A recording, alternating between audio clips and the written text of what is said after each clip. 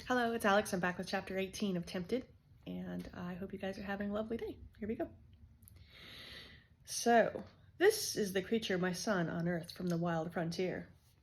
The Dowager Countess sat enshrined at the far end of the massive drawing room, so any supplicants would be required to tread the long path of meekness under her scrutiny. One hand rested on the glass handle of her cane, while the other stroked a ridiculous creature in her lap that was more feather duster than dog. Elizabeth hoped her smile looked less nervous and artificial than it felt as she curtsied before the great lady. "My name is Elizabeth Fitzwilliam, your ladyship, and this is my sister, Miss Jane Bennet.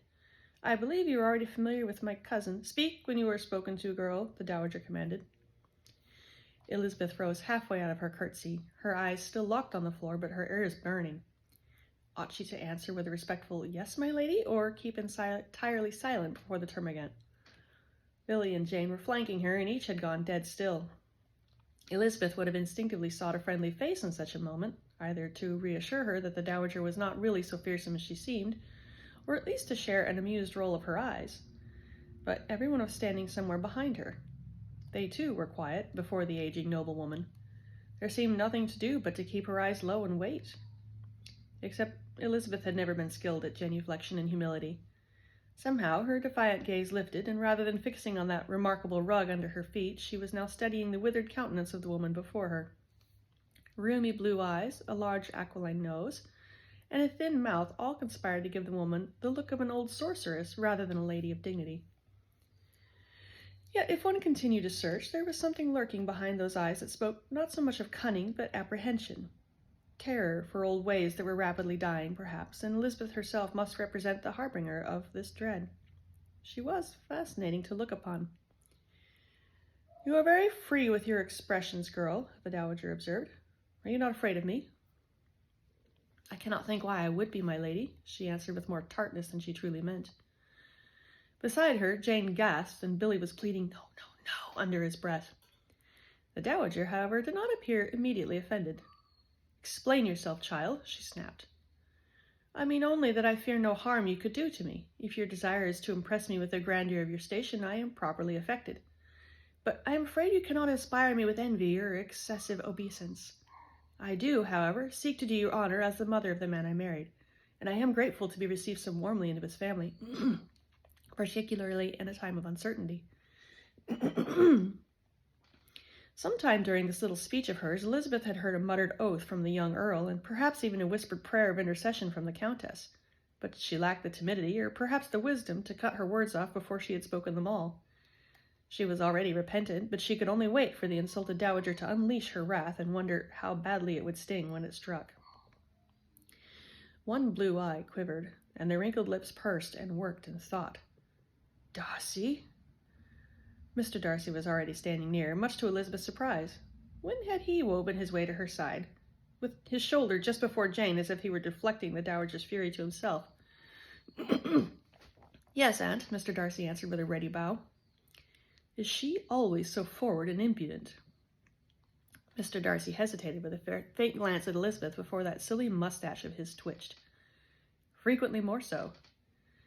"You are very foolhardy, Mrs. Fitzwilliam," the lady intoned. "One might think that you were intent to give offense." "Not at all, my lady, but neither could I in good conscience present myself as deferential and submissive. I am afraid it is not in my nature, but if you can bear my poor manners, I would express my immense regard and my hope for cordial relations with the colonel's family." The dowager ceased petting the mop of a dog and slowly extended her hand. "You are utterly shocking, child. I shudder to think of presenting you in society. Why, you will horrify and astonish every grand person in London within a fortnight, I am perfectly certain." "I think I shall look forward to seeing it." Elizabeth's brow edged upward. "My lady?" "Girl, when I put my hand out thus, you are to kiss it," the dowager sighed. "Come now, you are just finished vowing to me that you held me in no awe, and you certainly appear to be frank and honest sort of girl. Are you, or are you not?" Elizabeth smiled, then bent to caress the bejeweled hand offered to her. "I am." It was quite late when the party from Pemberley returned. Georgiana disappeared into her rooms, having spoken hardly more than a dozen words to anyone all day. Darcy watched her go in some chagrin. He would need to speak with her again before he departed for London, but he was beginning to fear his own interference might do more harm than good. Each time he had admonished her to improve her manner toward their guest, she withdrew even more. It was no good asking help of the Countess, but perhaps Anne might be a voice Georgiana would heed. Oh, Anne! He'd nearly forgotten her several times that day. Whether she'd been in another room or seated beside him, so often he found his thoughts drifting in another direction, only to be brought crashing back to earth with the reminder of her presence. If Anne had been offensive, rude, or even withdrawn like Georgiana, he could almost excuse himself for his absent-mindedness, but she had not. Rather, she'd been friendly with both Elizabeth and her sister, charming with the Dowager and Countess, and even tolerant of that foolish Collins fellow. To himself, she had said little, but what did he expect her to say? Theirs was a relationship that required no polite chatter. They were no longer trying to acquaint themselves with each other, and they had the freedom of occasional privacy, should they require deeper conversation. Yet, despite so many opportunities that day, they had never gone off by themselves for any reason. Certainly not to exchange clandestine caresses or improprieties. Not even to discuss plans for their wedding or argue about how long he would be away. Miss Bennet curtsied very prettily to him in the hall after the footman had removed her wrap. "Mr. Darcy," she said, "I want to thank you for such a lovely day. It was most kind of you to arrange the outing for us." "You are quite welcome, Miss Bennet," he replied. The lady turned, with a faint question in her eyes for her sister, but she went quietly up the stair. Elizabeth remained, watching after her. "I would have to echo this sentiment," she told him. "Today was a relief." "A relief? How so?" He extended his hand as she spoke, inviting her to a sitting room for a few minutes before she retired. She followed without hesitation. "Only that I had fretted over it for so long. I had wondered before why I was never invited to Matlock, despite the Countess's apparent welcome. I assumed I was a scandal or a disappointment." "Elizabeth," he sat in the chair opposite hers and leaned forward, "I hope you will never fear that again. Whatever else she is, and she is a great deal, the Dowager is also a grieving mother and a fairly recent widow." "I know." She turned her chin to the side and stroked one satin glove over the other. "I ought not to have spoken as I did. It was wrong of me." "You won her over, though." She chuckled, sly pleasure evident in her cheeks. "I still cannot believe she did not cast me out of the house." "No," he laughed. "I rather wondered if it would go as it did, for I remember my aunt in better days. She was always one to say or do something to cause whispers. It was she who managed the estate and the family coffers, you know. It was she who arranged that marriage between Reginald and Sheila, not her husband. And it was she who first made the suggestion that I could do something to protect Richard from being sent off to war. That was what sent him to Wyoming in the first place." Elizabeth's eyes darkened. "I do not understand. What influence did you have?" "Well, the horses, of course. I was one of the investors, and General Houghton, who oversees the horse buyers, is an old friend. I asked for Richard to be stationed." "Elizabeth?" She got hastily to her feet and began pacing the room. "You? It was you who contracted with the local outfit?" "Well, not me personally, no. A representative hired the outfit, but we financed the affair, myself and others." "But you were responsible. Responsible for what?" he asked. "For all of it. For the Bryson's wealth, my father's long, hard days shoeing remounts, for Richard coming all that way just to drag animals off to war." "Elizabeth." He rose to meet her and caught her fretful hand, stilling her and forcing her to look at him. "If I have done wrong, I'm perfectly ignorant of how. It was a service to my country, and no small service to my family. You cannot hold me accountable for every unseen result of it." "But the results were not unseen, were they?" she retorted. "You do not know what came of my town, the people there, as a consequence of your investment. I was told it was a boon for the local economy, that no town would have existed at all, and that the rail scarcely even stopped there before. Is that not true?" Her ire seemed to wear out. She shook her head with a mild snort and let her hands fall from his, then slowly sank back into her seat.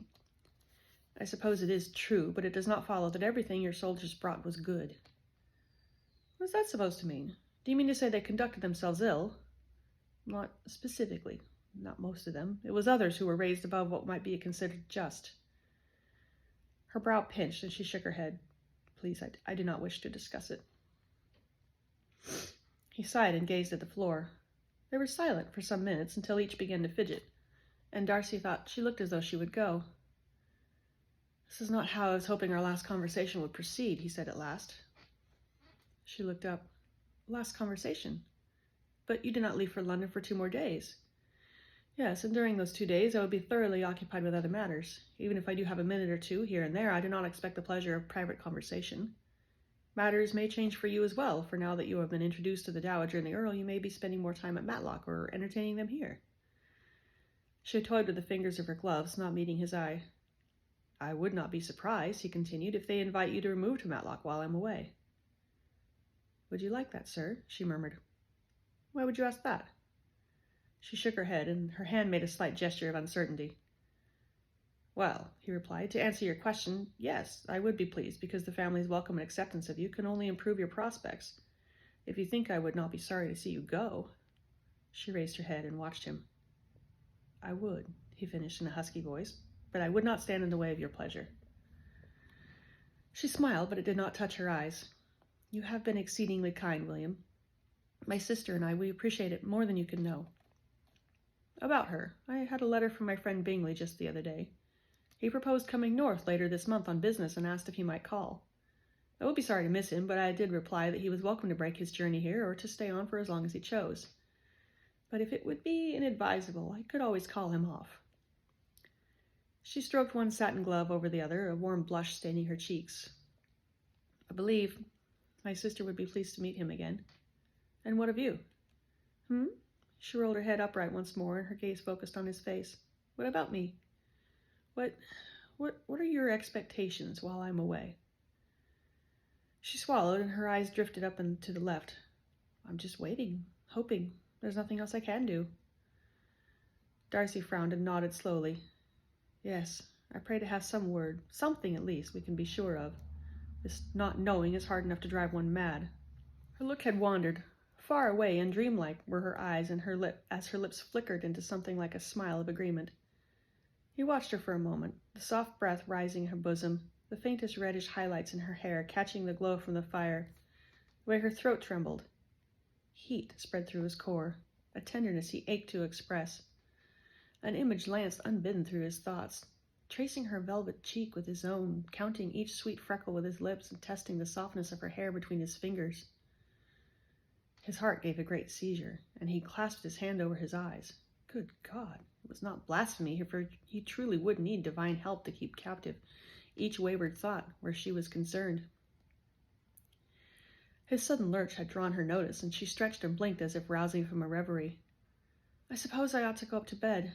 She stood, and Darcy was on his feet just after her. Will you rest easily tonight? He asked. If you are asking whether I will experience another nightmare. She lifted her chin to look into his eyes. I hope not, but I cannot be sure. Well, what of some light amusement before you try to sleep? He heard himself offering. Book, perhaps, or what of a round of chess? We never did have that rematch. Oh, no, both require more critical thinking than I'm capable of, I'm afraid. If I were to seek something to lighten my frame of mind, it would be something simpler, something more physical. Physical? He quirked a brow, both thrilling to and quailing from the shiver that rocked his inner being. Such as? She looked conscious, then utterly guilty, and confessed. Well, the rumors are true. Occasionally I slip into the billiards room when I cannot sleep. My, he said. Playing by yourself? Whatever are we to do with you, Elizabeth? Come, at least take on an opponent. Her teeth showed playfully. I caution you, sir, for you may not enjoy the match. Not enjoy it? He led her for the room, his hand unconsciously falling at her waist as he guided her to the door. How is that even possible? She turned her chin up to whisper mischievously into his ear. Because I cheat. All right, that's the end of that chapter. Looking forward to the next one. Bye.